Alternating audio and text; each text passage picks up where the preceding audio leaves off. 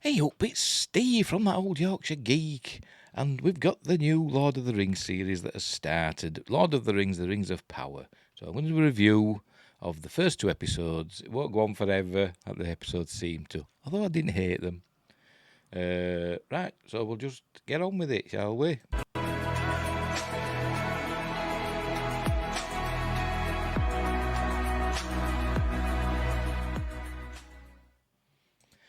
Right, so before we start, don't forget to like and subscribe. It's all up there in the red boxes. Share the videos, drop a comment in the comment section, and all that jazz. Hit the notification bell, blah, blah, blah. Right. Hope you don't notice. I've got the same t-shirt that I had on last night when I did the quick show last night, because I'm a slob.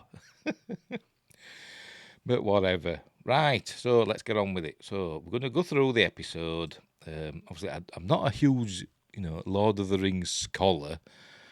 So I've not read the books. I've read The Hobbit, and I've got the Lord of the Rings books. But I've got to admit, I'm not a big fan of Tolkien's writings. I appreciate his work and all that, but I'm not a big fan of his writings. I find it a bit of a slog and a bit of hard work. I'm not a huge fantasy,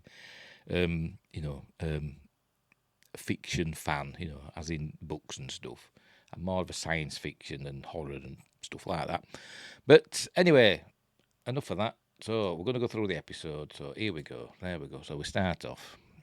No, this is the logo that's coming on for Prime Video. Anyway, we start off. We're in the past.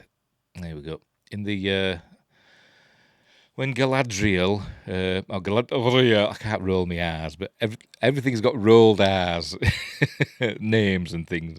They always roll their R's, so it's Galadriel and Sauron and everything, so the R's are very pronounced. Anyway, this is a young Galadriel, and she's making a paper boat, and she's being bullied. They say she's bullied, but she's not really bullied. Really, I wouldn't call this bullying. She's more being, teased. I suppose it is bullying. I suppose because they sink a boat. So she gets this boat, and all these young elves. I didn't know elves were bullies. I thought elves were supposed to be these perfect creatures, even as kids, but obviously not. There she is, and here they go. Here's the ones that are coming to. They're chasing the boat. See, the boat's floating down the river. She says it's not going to float; it's going to sail. But whatever. I don't know the distinction. I thought when it sailed, it had to have a sail, but never mind. There it goes. It unfurls into like a swan. I suppose it's supposed to be. It's very nice. This whole series, by the way, this first two episodes anyway, it's beautifully shot. It absolutely looks gorgeous. And I must admit, I quite enjoyed watching it. I've got to admit. I suppose, you've got people like Gary from Nerdrotic and people that are really into the lore that will be picking it to bits and it'll be annoying the hell out of them. But somebody like me, a normie, who's not really into, the deep lore of Lord of the Rings, love the films, the Peter Jackson films. And I must admit, I quite like the cartoons, the Ralph Bakshi cartoons. Quite like them. But I'm not a big fan of the written works of Tolkien. Although I've read The Hobbit, but that's a kid's book, in it. Basically, I'm not a big fan. But that doesn't mean I don't appreciate the work, and I don't, think it's an amazing world is created. Right. Anyway, so this is floating away. Anyway, a kid. Oh, I've missed. I've gone too far. One of the kid elves. I don't know what the phrase is for a young elf. An elfling. One of them, not her. Throws a rock, and there it goes, and it sinks the boat. So that's plopping in, and it sinks the boat. So Galadriel gets a bit cross. There we go, and she tackles the young ruffian to the ground. Yeah, so they're rolling about fighting, but then Galadriel's big brother comes along. Don't ask me his name. I forgot. I can check. His name is begins with F. Finrod, there we go, played by Will Fletcher. By the way, this young Galadriel is played by Amelie Child Villiers. Very posh name, isn't it? There we go. Anyway, he comes along and breaks up the fight, and he takes Galadriel to one side, and they have a chat, and he tells her about the difference between a boat and a stone. A stone always looks down, and a boat is always looking up, or whatever. I'm sure that makes sense. And I was looking, I thinking, why hasn't he got pointed ears?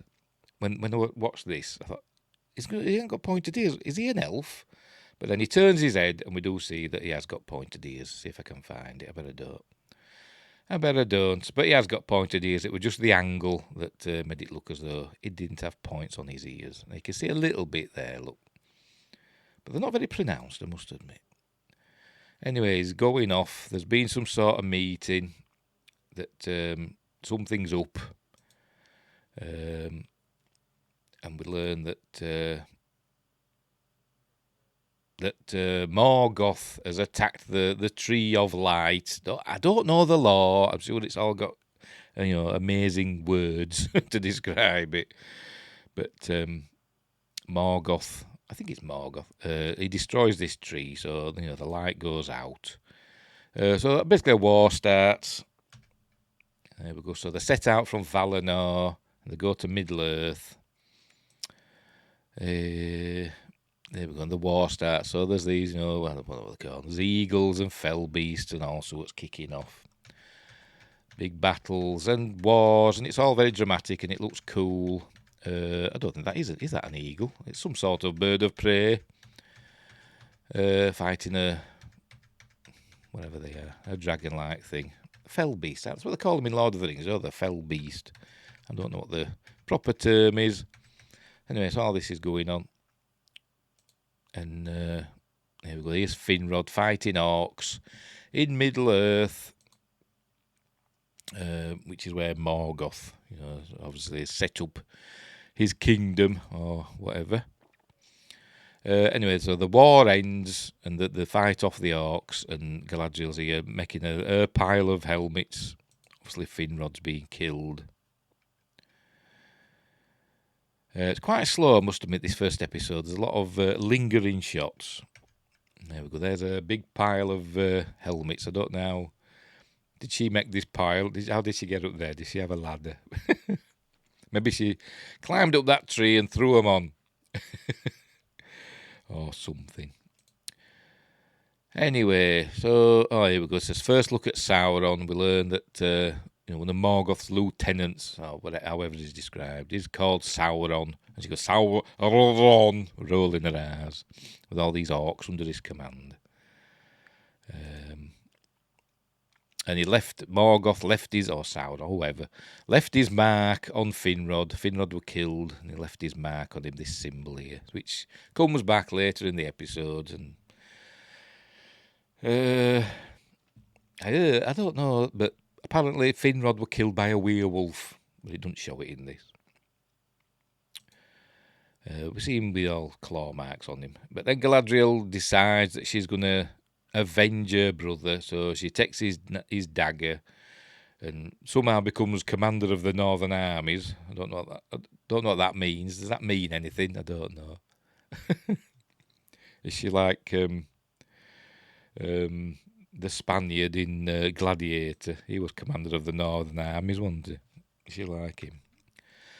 Right, here we go. Forward Waith, the northernmost waste. That's where they are here. They're climbing up this ice waterfall. For some reason, I don't know why. Mustn't be another way around. So they're climbing up, and you can see that the chaps that are with her are not very happy. So they get to the top. When they, eventually, there we go. And this chap here, he's not very happy. He says they should really turn back. They've exceeded the orders of the king. They've done they've set out what they're supposed to do. They haven't come across any orcs, but she's not ready to give up, so she orders them to continue. So they carry on. Here we go, and it's all snowing, and a man falls, and this is what we saw in the trailer, where he says, Commander, wait. He says, no, we must carry on, and then we're all thinking, oh, what a bitch. But she actually does stop, and she gives this fella that's fallen, she puts her cloak over him to keep him warm. So, she's not a complete, biatch. Anyway, they find out that where they were heading for. They said, we'll never get there. And she looks around and she notices some landmarks. She says, oh, we're here. So they head inside this sort of like this castle place. Here we go. There we go. They head inside, and it's all very grim. And there's bodies of orcs. So obviously they've been doing something like experimenting on themselves, or somebody has been experimenting on them. The orcs, but they don't know what. Anyway, she finds the symbol of. There we go. There's one of the orcs. Like it's fused into the rock. Pardon me. I'm sure somebody who knows more about it can explain it. But she looks at this stone here, and she notices it's when some water goes on it. It like fizzes. So she pours some water on, and then the sigil of Sauron or Morgoth, I can't remember which one, is revealed in such a manner. There we go, like that. There we go.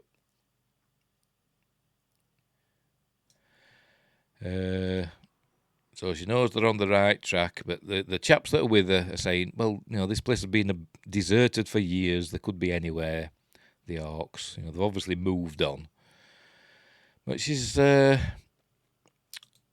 happy to give up still. Anyway, so they decide to camp for the night, but they find a snow troll.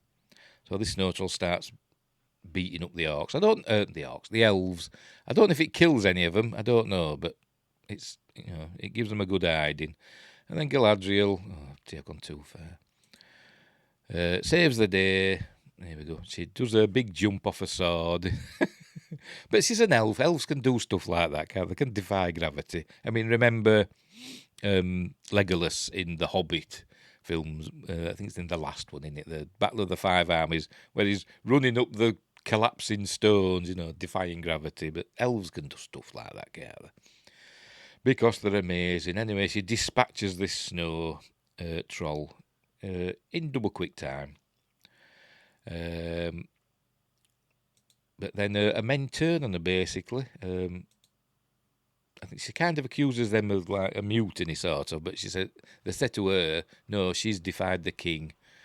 They should have turned back a long time ago. They've exceeded their orders. So basically, they've forced her to go back. So she's not happy about that. But, she does. And then we get the opening titles, Lord of the Rings, The Rings of Power. And then, here we go. We see these lovely landscapes. Obviously, it's New Zealand. This was filmed. Season 1 was filmed in New Zealand. Season 2, apparently, is in Britain. But I don't know if they'll go and do, like, second unit shots in New Zealand. I don't know. Because we don't have mountains in the UK like they've got in New Zealand. Anyways, these two hunters, they've got these big antlers. You'd think these would be a bit of a hindrance, wouldn't you? Let's see if I can go back and find another shot of them. There we go. You'd think these would be a sudden gust of wind and they'd be off, wouldn't they? They'd be blown over, they'd be on their arse. But I don't know why they're wearing them. But they look impressive. Anyway, they're obviously men. They're not Harfoots, and they're not elves, they're men, and they're hunters.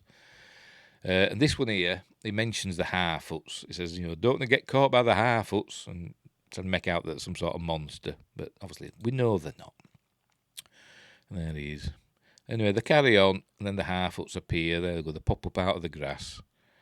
Because they hide. When they see men come, they hide, and then the village, they cover up the village so you can't see it. And then when danger's past, they all come out. They all come out and carry on doing their non-hobbity things, because they're not allowed to call them hobbits. Because of, rights issues.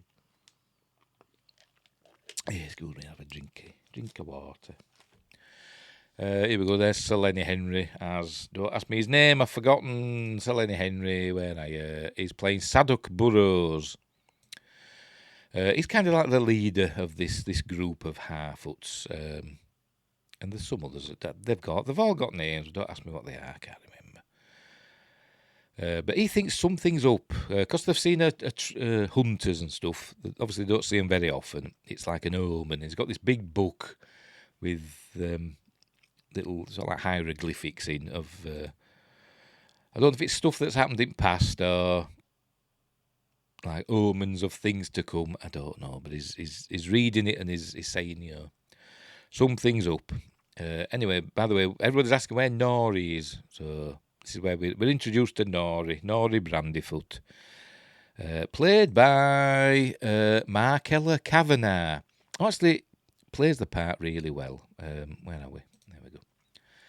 Who plays the part really well, and I must admit, she's kind of pretty. She's got like an innocence about her, and she's got a lovely little pretty face. But anyway, here we go. So she's got some kids with her. There's her and I think it's her sister. Let's find out her sister's name because I can't really remember. Marigold Brandyfoot. I think that's her sister. Yeah, I think it is. Or is it Pop? No, or is it Poppy? Is this Poppy Proudfellow? I don't know. Anyway, they're three with these kids, and they're out looking for berries. They're going, gathering blackberries. So anyway, they find this. There they are. That's Nori. That's a friend or a sister. I can't remember. So they find these blackberries.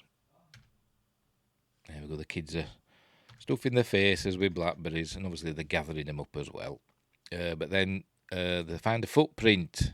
Here we go. This little one finds a footprint. She calls Nori over. Oh, hang on, let me just. There we go. She calls Nori over, and we see that. She's super pretty. I think it's the eyes. She's got this innocence in her eyes, hasn't she? Come on then, Frame. Get over there then.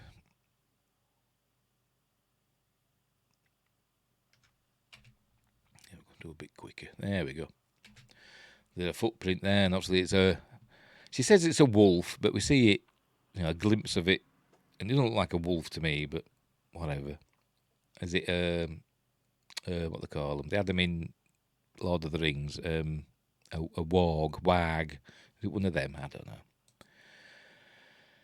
Anyway, so they decide they've got to go. This is where we're going to see the. Here it comes. Look. There it is, look. Let me see its snout. It doesn't look very wolf-like to me. It looks more like a wag or some other similar creature. But it doesn't go for them. They're all right. Right, so anyway.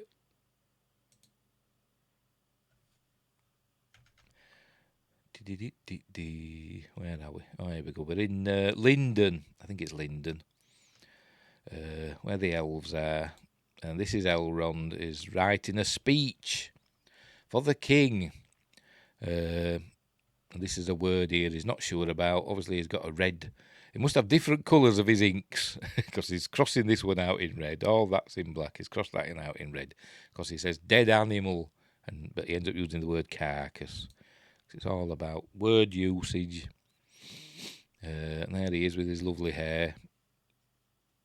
Not many elves with long hair, I must admit, in this so far. They all seem to have nicely trimmed barnets. But it doesn't detract, I must admit. It doesn't detract. I did quite enjoy watching these 2 episodes, I've got to admit. It's better than I thought it'd be. There we go, Linden. Oh, you can't see it. Move it over. Linden, capital of the High Elves. There. So now you know. And here it is. It's all very pretty. Anyway, so Galadriel comes. There she is. Old friend of Elrond. Elrond's friends with everybody, it seems. Because he's friends with Prince Durin. As we'll see later on. So anyway, so she's there. She wants an audience with the king. Obviously, him being the king's speechwriter, must have the king's ear. So she wants an audience with the king because she wants to go back out again hunting orcs. But he tells her that no, that's not going to happen. The king's decided that you're heroes, you've done your job, you've rid the land of darkness, so you're allowed to go sail back to the west, back to Valinor, and live forever in light and all that. But she's not happy to hear that, so she gets a bit miffed. And then we go, what's this here? Here now we're in. It does actually move about a bit. The next scene, we meet some men within the world of men. And, oh no, we're not, I'm lying. We're back with the Harfoots again. See, I'm getting all mixed up. We're back with the Harfoots again.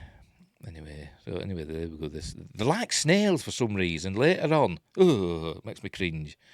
When the stranger arrives, Nori gives him some snails to eat. And ooh, God, but you had loads of berries not so long since. You could have given him them. But you're making your audience cringe watching them eating snails. But anyway.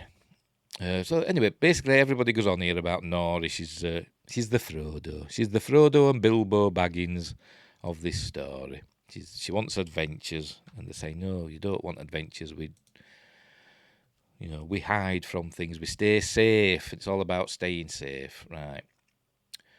So this is the elves that were with Galadriel receiving their accolades from the king, King Gil-galad. Obviously, he puts little crowns on them all and tells them that they can go to the west and be happy forever. But obviously she's not happy with that. Is Galadriel. So anyway, she's looking at these. These are like statues carved into trees, into living trees of elves that have fallen. This is her brother Finrod. And she's not willing to let them to have died for nothing. She still thinks that there's evil out there. And Elrond is trying to get her to see sense, but she does the only you have not seen what I've seen. So he says, whatever. And she knows what she wants. Right, here we go. Here we are in the land of men. I can't remember the name of the place. But it's in the north somewhere, or is it in the south? I can't remember. So this is where we first see. I forgot his name. Arondir. That's what played by Ishmael Cruz Cordova. Arondir, the elf of colour. But he's actually, I must admit, he actually plays a good part. Here we go. He comes into the tavern, and they all know him because apparently there's an elf watchtower that's been there for donkey's years. So they see elves quite regularly. This is This is what's her name? I can't remember. She is Bronwyn. That's it, played by Nazanin Boniadi. Bronwyn. She's a healer of the village. She's got a son called Theo, who's got an amazingly deep voice. But anyway, so she's a healer. Anyway, her and Arondir are in a kind of a relationship, but not really. It seems, that they obviously have feelings for each other, but you're given that impression that it's not gone further than that. They talk to each other, but that's all.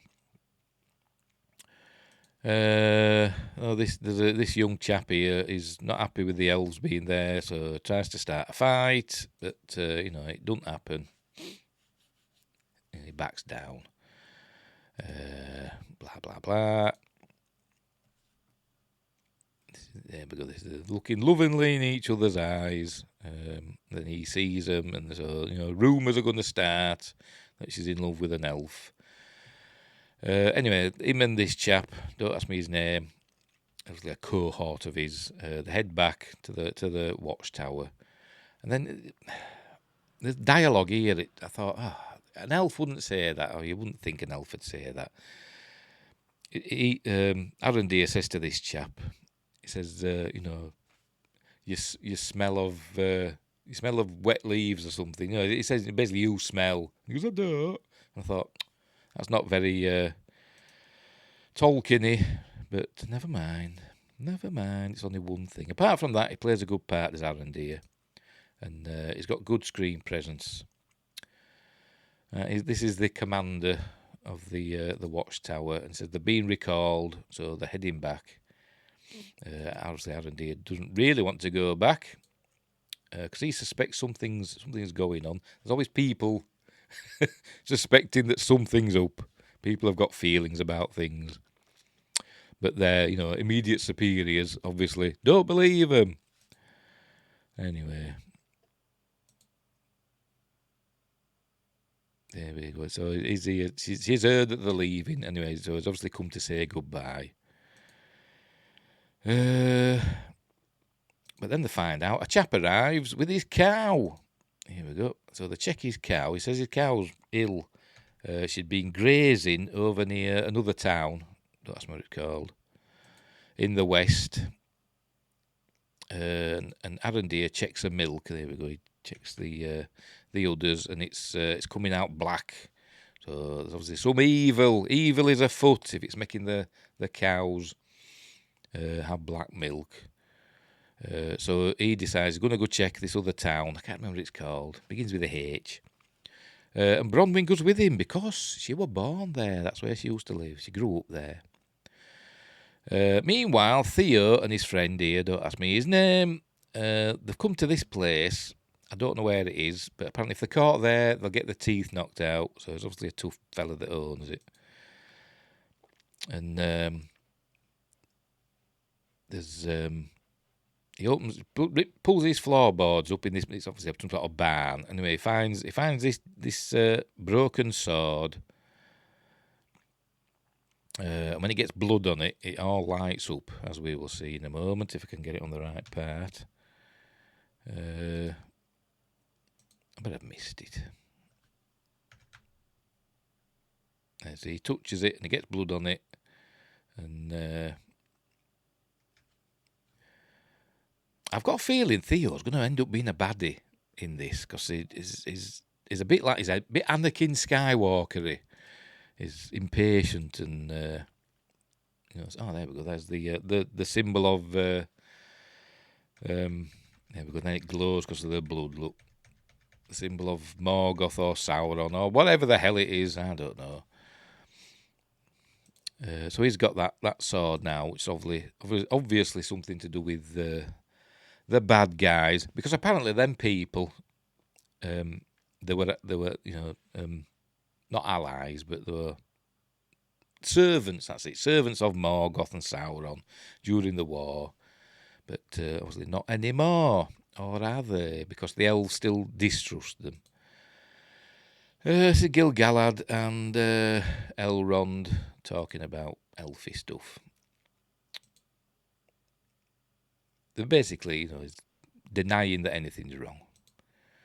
But he's sending Elrond off with Celebrimbor, who's one of the great elven smiths, and I think this is going to be the idea behind the forging of the rings, because he wants to do something amazing, and he wants to build I've gone too far. He wants to. We'll get to it later, right? Meanwhile, Lenny Henry's looking at the stars and he knows something's wrong. And what's her face? I forgot her name. Nori sneaks up on him, makes him jump, and says, "What's the matter?" And then that's when he does the sky's strange or whatever. So he knows something is afoot. This is them two deciding to go off to that town. So that's what they do. Here we go, they're in the Southlands, look.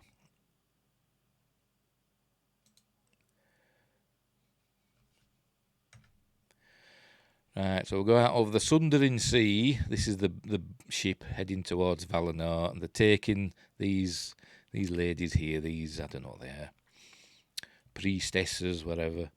They're taking the armour off the elves and taking the weapons away, because they don't need them anymore. So that's what they're doing. You can see that Galadriel's not. She don't want to give up the dagger, but she does. But then she takes it back again. Then these birds fly over. And I must admit, the music, by the way, is lovely in this series. The themes by Howard Shaw, who did the music for Lord of the Rings, Peter Jackson's films. But the main series music is by Bear McCreary, who's done a lot of stuff, but he's probably most famous for Battlestar Galactica. And I'm expecting it does a lot more like percussion music, a lot of drums and stuff, and I thought it's going to be a lot like that, and a lot of, ethnic, I don't know what the term is, ethnic music. I thought it'd be more like that, but it's very orchestral and it's very choir. There's a lot of choirs singing, all that, and it's very lovely, I must admit. So that did impress me. So anyway, these birds fly over. Look, there they go, and then I don't know. I don't know the law, but like a light appears and opens up. So I'm presuming this is like the gateway to Valinor. So they head into it, but Galadriel resists and she jumps overboard. She obviously grabs the dagger, Finrod's dagger. And she leaps overboard. Oh, are you? Meanwhile, I forgot about this. The falling star appears. She's thinking, there it goes, and everybody in the world sees it. It flies over everybody. So Gil-galad sees it, and they see it from the boat. I think. There we go. They see it. Arondir and Bronwyn, they see it. Some Ents see it. We'll get to that. No, this is this chap saying, "Come on, Galadriel," but she don't. She jumps over. There we go. She's going to grab that and leap over, and she's ready.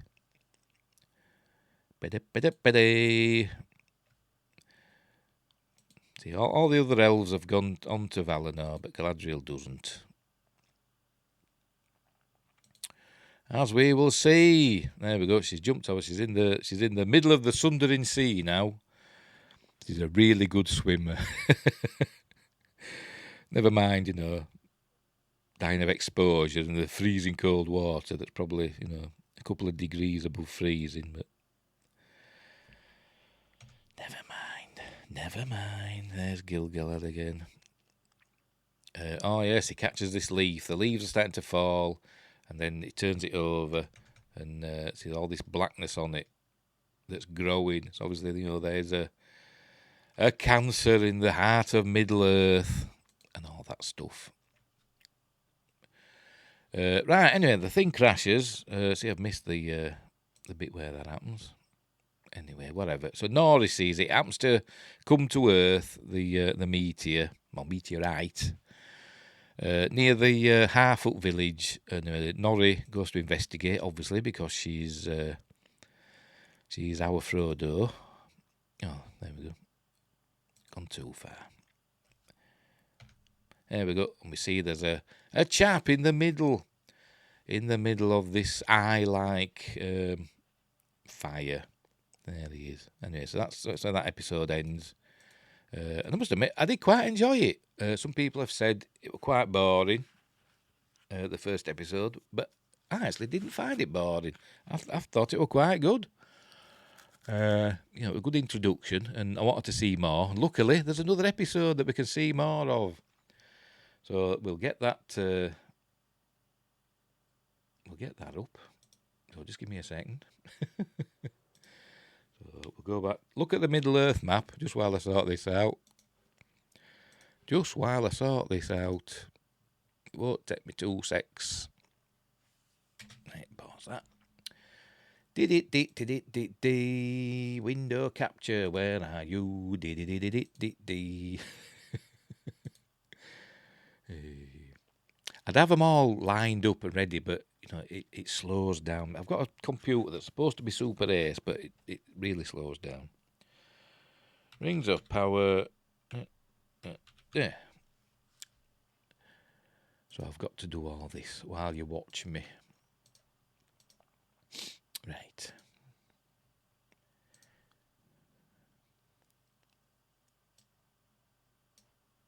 Don't tell on me, will you? You won't tell on me, will you?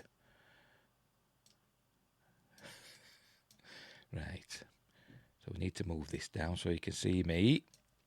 I don't know what you want to see me for, but that's what's happening. There we go. There we go. Right. So anyway, so episode 2 starts. By the way, episode 1 was an hour and 5 minutes. Episode 2 is an hour and 7 minutes, but there's about 5 minutes of credits in each one.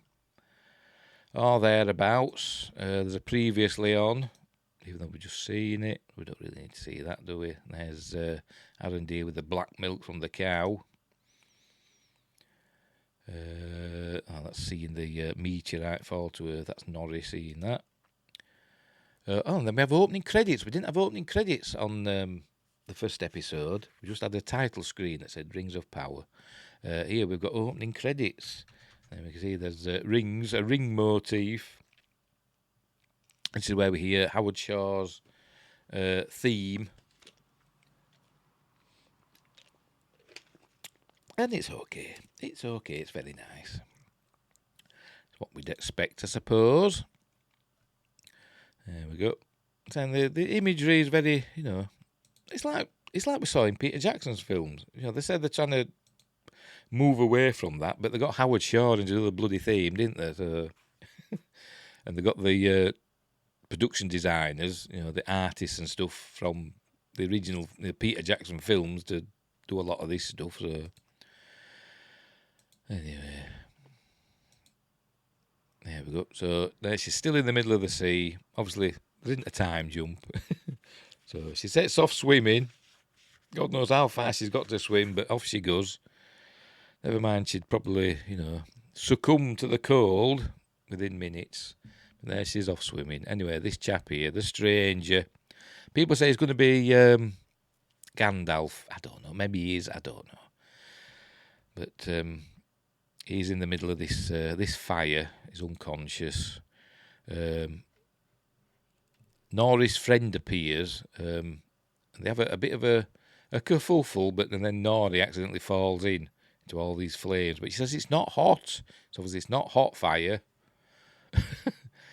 Or maybe it's just this part that's not hot and them flames out. I don't know, but she says it's not hot. So she goes to see, if he's alive or dead. Anyway, he grabs hold of her. There we go. He comes to life and starts shouting. He shouts a lot, does this chap. I think he's supposed to be speaking the black tongue or something like that. Like we saw Gandalf do in Lord of the Rings. Ian McKellen. Proper Gandalf. Anyway, all this stuff starts happening. And then he passes out again, and so she says, we've got to help him. So they manage to get him out, and they get a wheelbarrow from the village. And they look after him basically, without the knowledge of the rest of the village. Here we go. This is them carting him to a little shelter that they build for him. Here we go. This is where they're doing that. Obviously, Norrie decides she wants to look after him. Can we keep him? She doesn't say that, but that's what I thought. There's his feet sticking out. 'Cause remember, to them, he's a giant. These are half-foots, remember, not hobbits. The hobbits.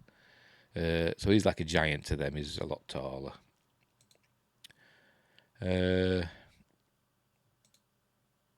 So, basically you get a lot of Norrie saying, they've got to help him and stuff like that. Right, they arrive at this town. There's Bronwyn and Arendir, and it's all done in. They saw it from a distance. There was smoke rising. There's no bodies, and there's no wounded. What's happened? It's completely empty, is this town. Anyway, they find that there's like tunnels have been dug beneath the town. So obviously the townsfolk have been dragged off into the tunnels. We presume it's orcs. Probably is. Don't know. We don't find out in this episode. So he sends Bronwyn back to warn, the other town, and Arendeer's going to go into the tunnels to find out what's going on. Where are we? Oh, we're here at the other elf place. It'll tell me in a minute. It'll tell us what it's called in a minute when it's ready. There we go. Eregion. Realm of the Elven Smiths. Oh, yeah, this is where Celebrimbor has his workshop. That's it. It's all very nice. All very Peter Jackson-y, isn't it? Does to me, anyway. So here we go. Elrond is with Celebrimbor, and this is where he tells him of his plan. He wants to craft something so amazing it'll, forever be remembered as something cool. But he's got to build a tower. Oh, they're looking at this. This is the hammer that forged the Silmarils. Don't ask me what they are. I know there's a book called The Silmarillion. They don't ask me what a Silmaril is. I have no idea. But this is the hammer that forged them. But he wants to do something better than the Silmarils. Because the Silmarils, the Morgoth that looked upon one for weeks and weeks, and it almost changed his heart, almost. So he wants something that'll banish evil forever. He wants to do something better than that. But he says he's got to build a tower. And I think you think, ooh, you think of towers, you think of, the Tower of Barad-dûr or the Tower of Orthanc, them sort of towers. Is this the what we're going to be getting?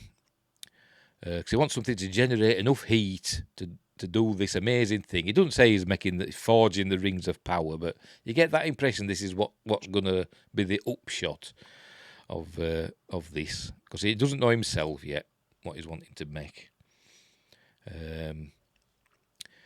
But who's going to build this tower, this amazing tower? I presume it's going to be in Mordor. So is it going to be, Barad-dûr? I don't know. Is it going to use the fires of Mount Doom? I don't know. But that's, where the rings were forged, isn't it? So, well, where the One Ring was forged. But who's going to build this tower anyway? The elves won't help him because I don't know why. So Elrond decides they're going to go to the dwarves. So they head off to Khazad-dûm, where Prince Durin and his dad, King Durin, the Fourth, live in in the great mountain halls. So they set off there. Here we go. It's all very, very nice. So they get to the door, and here we go. He knocks on the door. It says, "What do you want?" And dwarf says, "What do you want?" Says, "I've come to see Prince Durin." Tell him Elrond, he's here to see him, and tells him no, they won't let him in. So Elrond is forced to use, use the right of blah blah blah. So they've got to open the door, let him in to do this rite, which is where they smash stones.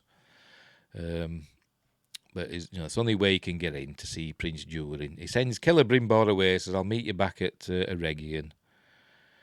So Celebrimbor sods off. Elrond goes in a minute when they're ready. There we go. Some dwarves come out and escort him in. And we see the inside, how lovely it is. It's a lot different than what we saw in Lord of the Rings, the Fellowship of the Ring, when we saw Khazad-dûm and Dwaradelf, or whatever they called it, the great dwarven city. So a lot of that were very dark and scary. This is all nice and lit up, and there's trees inside, and it's all very nice. And there's dwarves having a good time. We see some lady dwarves. Don't see a lot of beards on these lady dwarves, I must admit.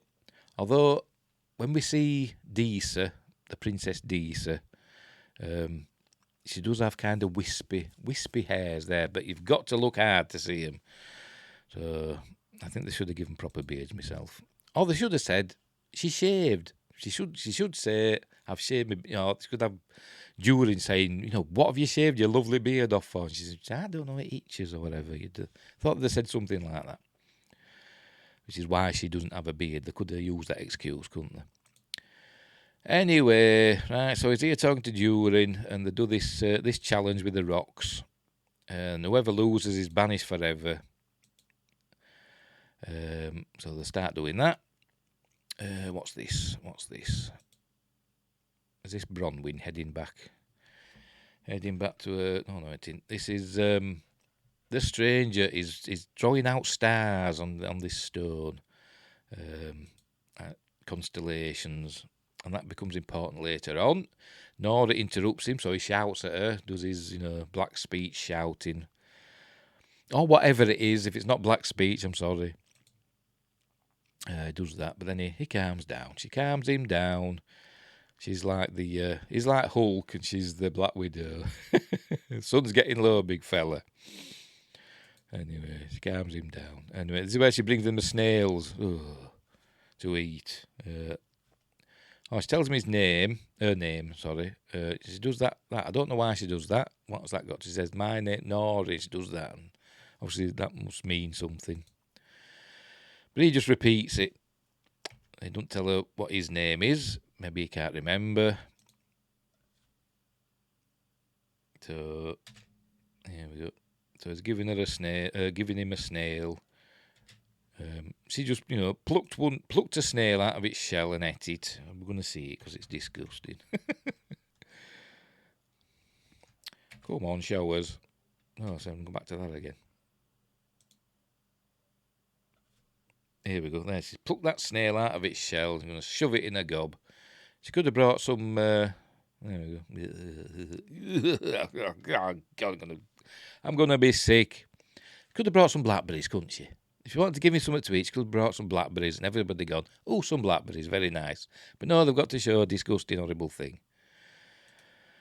I mean, they might taste lovely, might taste like chicken for all I know, but, it's a snail, isn't it? Anyway, so he eats them with the shells and everything, crunches down on them. She says, no, you're not supposed to, but, he does. So, anyway, so that's that. Meanwhile, they're trying to put up some sort of tent in the village, and Nora's supposed to be there. I don't know what difference she'd have made, but she's not. So her dad's doing this by himself, pulling this up, and he ends up injuring himself. It's all Nora's fault because she wasn't there. What difference would she have made? I don't know. Not much. This is the stranger doing his drawing. Is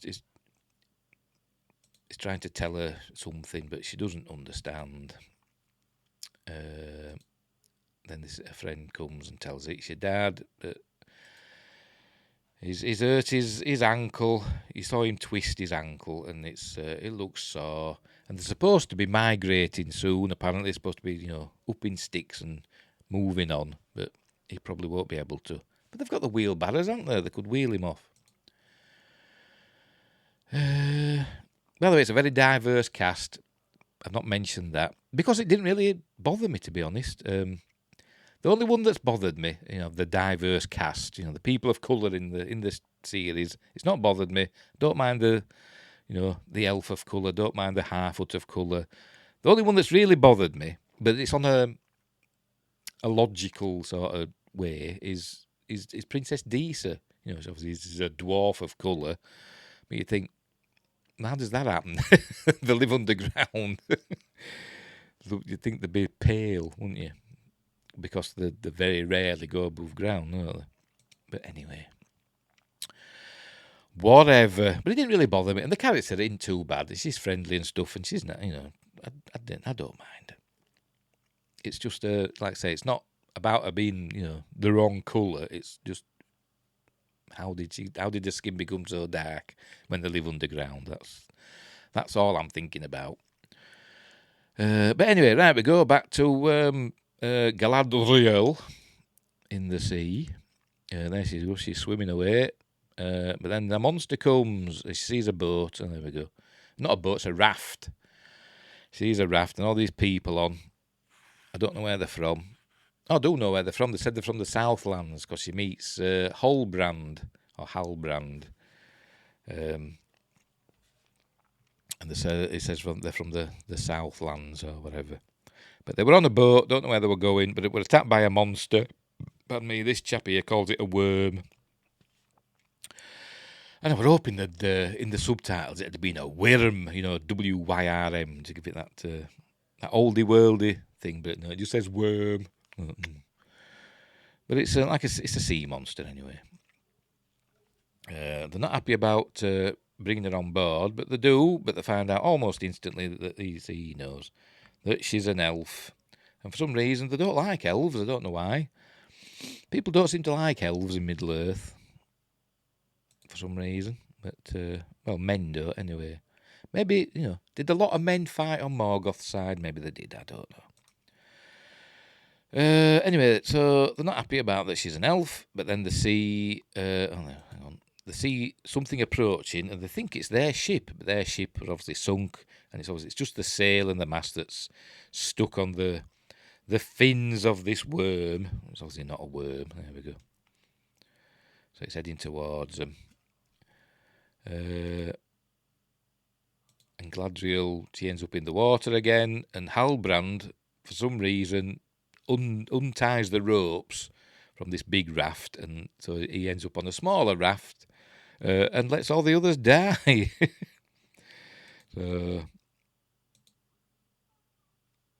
So anyway, the monster comes and goes. I thought she were going to kill the monster actually, but she doesn't. It just goes away. Halbrand helps her on board. So she says her name, he tells her his name, blah, blah, blah. Right, they do this stone breaking ceremony thing, ritual. The first one to fail or give up is the loser. So they're doing that. Oops, see, I've gone too far again. Anyway, Elrond basically loses. He gives up, essentially. His axe breaks. They give him another axe, but then he just gives up. So he must be banished now from all dwarven lands, but he still wants to see the king. But he asks Prince Durin to escort him to the exit. So Prince Durin does that. There they are talking. He's unhappy. They're supposed to be friends, but Durin's unhappy. Because apparently he hasn't seen him for 20 years. He says he's missed loads of stuff. He's missed his wedding. He's missed the birth of his 2 children. He's missed all these things. I presume he sent him messages saying all this stuff were happening. But he says to elves, 20 years is the blink of an eye, which it is because they're immortal, aren't they, elves? But to dwarves and other people in Middle Earth, it's a long time. So he's a bit cross that he hasn't kept in touch. Basically, that's the upshot. Anyway, persuades him to.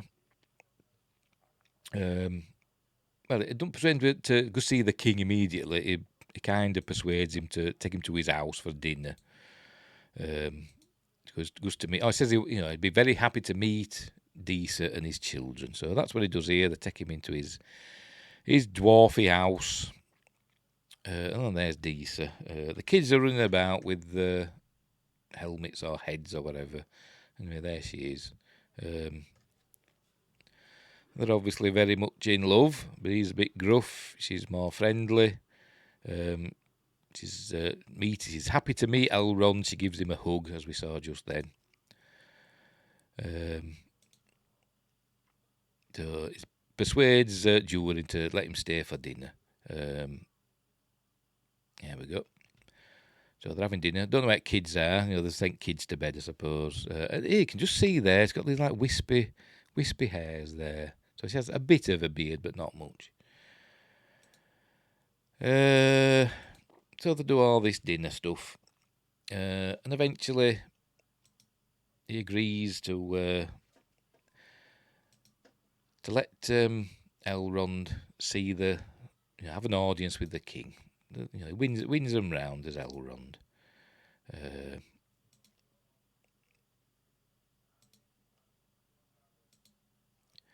Meanwhile, back in the Sundering Sea, these two are on their raft. Don't know where they're going. There we go. Anyway, a storm's brewing. She's is telling her that she knows that orcs are coming and they're evil and all that, and he says he don't care. They've killed all his people. By the way, this is supposed to be he's supposed to be the big baddie of the series. A lot of people are saying this is going to be Sauron, is Halbrand. I don't know if that's true or not. Sorry if it's a spoiler, but that's the rumour. So he's he's deceiving us at the moment, if that's true. But we'll see, won't we? We will see. So anyway, they're on this long talk. And before it left, we saw that there were a storm. Oh, they ain't gone far enough. That there were a storm brewing. Here we go. She looks around. Look, there we see. There we go. In the distance, should see a flash of lightning. There we go. You can't see it behind me. Behind me, there were a flash of lightning.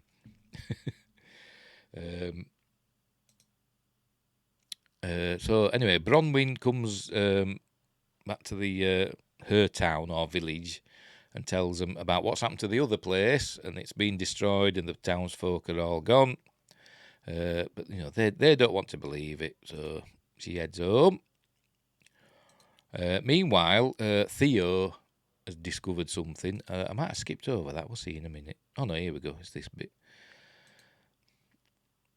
Theo's at his house, their house, and he hears this noise under the floorboards, and he just freaks out for some reason, and he starts whacking at the floorboards, and he calls about mice, and he calls them bastard mice, and I'm like, crikey, that's not very Tolkien, is it? I don't know, but that's why I'm thinking it's a bit Anakin Skywalker-y, he's got a bit of a short temper. Anyway, so he's hitting these floorboards with his poker. He pulls one up, and he's gone too far again. I've gone too far. There we go. And we see an eye. Obviously, it's an orc, so that makes him. He runs and hides. Anyway, Arondir's in these tunnels. He's these scratches on these tunnels. Obviously, orcs have dug this. Because orcs don't like the sunlight, so I suppose that's how they're travelling through tunnels. So anyway, he carries on. Here we go. He ended up swimming for a bit. He fell down this, part of this tunnel. Something were chasing him. Presume it were an orc. So he's hiding here. But then something grabs him. And we're going to see it here. He's waiting for something to come through the water. We see his bubbles rise. In a minute. Anyway, whatever. It might be now.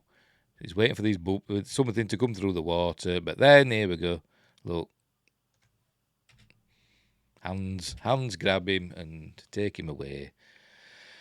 Anyway, this is Bronwyn. I must admit, is well fit. She is, I must admit. I know what Arondir sees in her. She's back home and she sees all this mess. And then the orc appears and she hides. She hides in a cupboard. There she is hiding. And the orc is rooting about. It comes out from under the floor. There we go. And we see it there. That's its horrible mouth.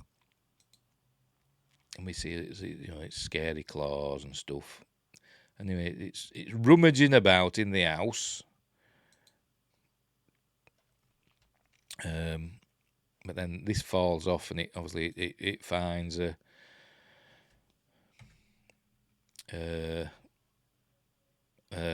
what's his face? Theo. It was about to get his mother, so Theo runs out from his hiding place, stabs it in the back with I don't know what it is, with something, some tongs or something. I don't know what it is. But remember, orcs are tough, aren't they? I always wondered that in the Peter Jackson films. They chop their heads off and stuff, and it kills them instantly, obviously. But I think they're supposed to be quite tough at orcs, quite hard to kill, because we've seen them with like bolts and stuff holding them together, haven't we? Where they've been injured and they just bolt the parts back together. That's what we saw in the Peter Jackson film. So I presume the orcs are tough, hard to kill creatures. You've basically got to behead them.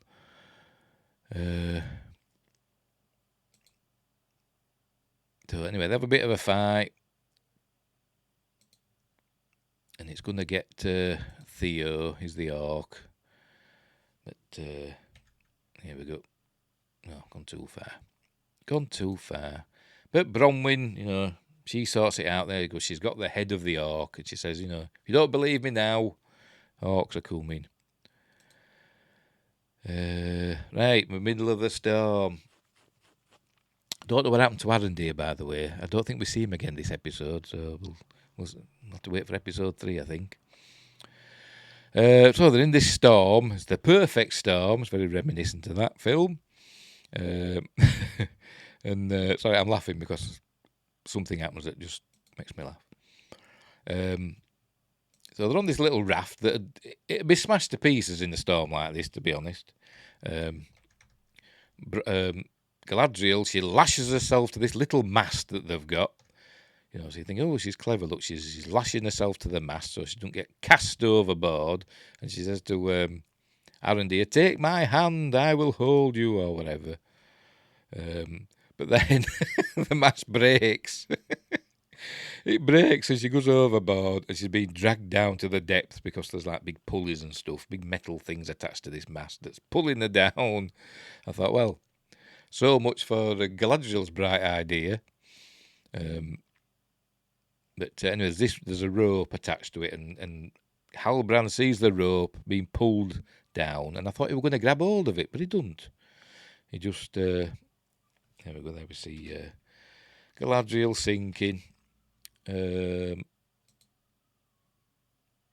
Halbrand he dives in. He follows the rope down instead of just grabbing onto the rope. Maybe he wouldn't have been able to stop it. Maybe it was too heavy. But he dives in, swims down, and he uses Galadriel's knife, dagger thing, and cuts her free and brings her back up. I've gone too far, probably. There we go. Brings her back up. So he saved Galadriel, so they head back to the raft. And, just to emphasise that you can't have men saving women. She's the one that pulls him onto the boat. They just had to put that in, didn't they, to show that she's not completely helpless. He did save her though. She'd have died if he hadn't dived in the water. Anyway, so that's that bit. What's happening here? We're back in the Shire. I know it's not the Shire, but with the Harfoots. Oh, pardon me. Yeah, this is the strangers looking at the stars. And he tells, not in words, but he intimates that he's looking for a certain constellation in the sky. He draws it. He uses there's firefly. I'm pointing here. Fireflies in these lanterns. He uses those to.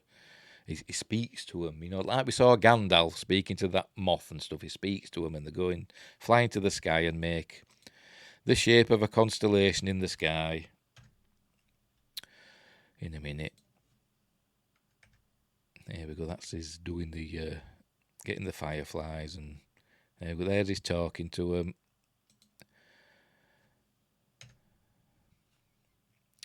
And they make a constellation in the sky. When they're ready, I've probably missed it, but this is what they're looking at. See, it all happens really slowly.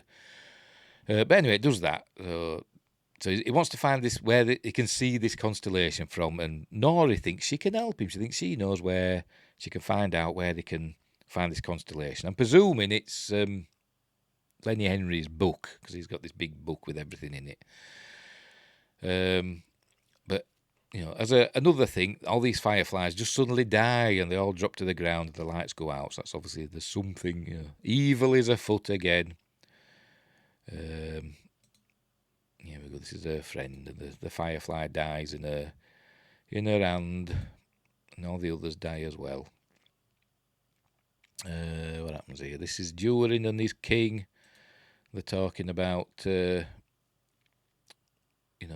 the elves, and they're saying the elves don't know. I don't know what they don't know. Maybe it's the Balrog or something. I don't know. But he says they don't know about what's going on.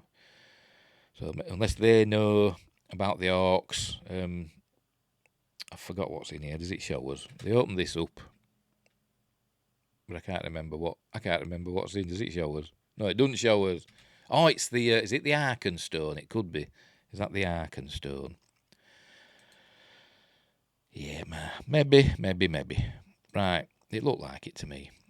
Right, he's got this sword. It looks like, a Morgul blade or something like that, doesn't it? And it gets blood on it.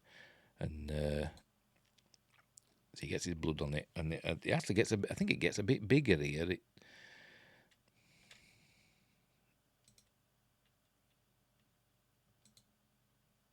In a minute. There we go. See, it's making itself bigger. It's reforging itself. That's how I'd put it. Anyway, they're going. So she calls him.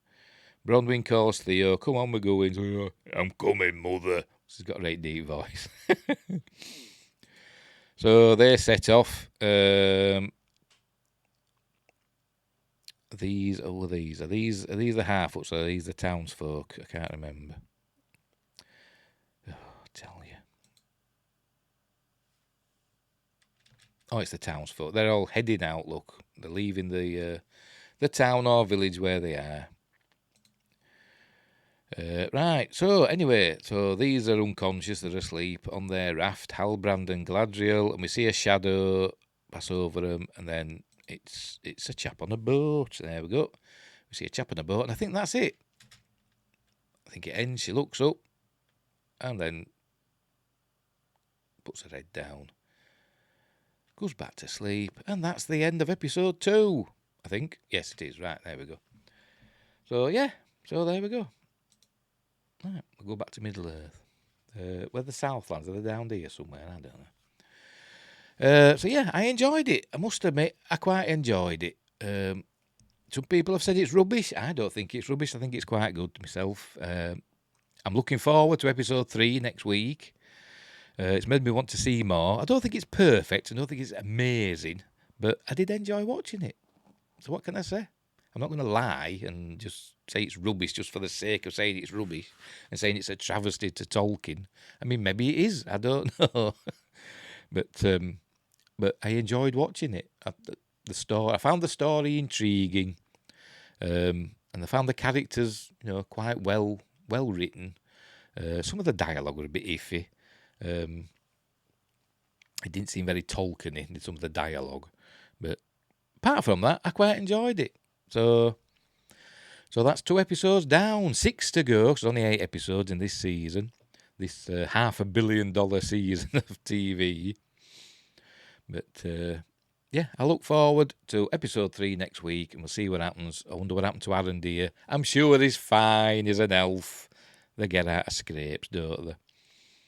But I wonder where the village of humans, the village of men, I wonder where they're going. I don't know. And all that. And I'm sure Galadriel and what's his face, Halbrand, they'll end up in Numenor, won't it? It'll be a Numenor boat that's found them. They'll end up there in Numenor.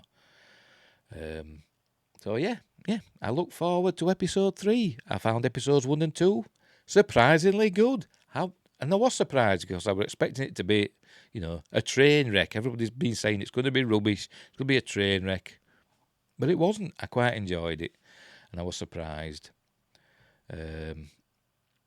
And that's all I can say. So, we'll leave it there. That's my review. It's good. I'll give it a score. Yeah, I'll give it a score. Start doing scores now, haven't I? I'll give episode 1 a 7 out of 10, and I give episode 2 episode 2 an 8 out of 10, because it was a bit better with episode 2. Bit more action in it. But episode 1 was still interesting, but that was setting the scene with episode 1. And it's a good job they showed 2 episodes, because with not a lot really happening in episode 1, it could have put people off. So good idea to show 2. Yeah, and I did enjoy it. So 7 out of 10 for episode 1, 8 out of 10 for episode 2. Looking forward to episode 3, and that's it. So wherever you are in Middle-earth, or Arda, or whatever it's called, look after each other. And until next time, I'll see thee.